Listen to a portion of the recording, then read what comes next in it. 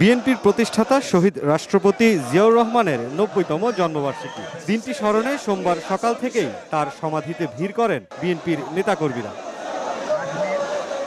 পূর্ব নির্ধারিত বেলা ১১টার কিছু সময় পর দলের জ্যেষ্ঠ নেতাদের সঙ্গে নিয়ে সমাধিতে উপস্থিত হন বিএনপি মহাসচিব মির্জা ফখরুল ইসলাম আলমগীর। ফুল দিয়ে শ্রদ্ধা নিবেদন করেন নেতারা, পরে অংশ নেন দোয়া ও মোনাজাতে।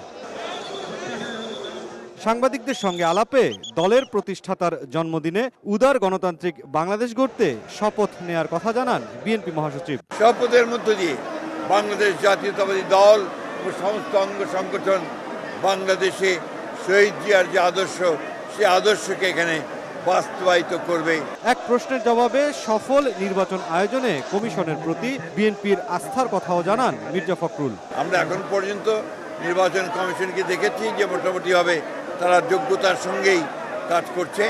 আমাদের যে সমস্যাগুলো একটা আমরা মনে করেছি, সেগুলো আমরা গতকাল তার সামনে তুলে ধরেছি এবং আমরা বিশ্বাস করি যে নির্বাচন কমিশন যোগ্যতার সঙ্গে এই নির্বাচন পরিচালনা করতে সক্ষম হবে। এদিকে জিয়াউর রহমানের সমাধিতে শ্রদ্ধা জানাতে নেতাকর্মীদের ঢল বাড়ে বেলা বাড়ার সঙ্গে সঙ্গে।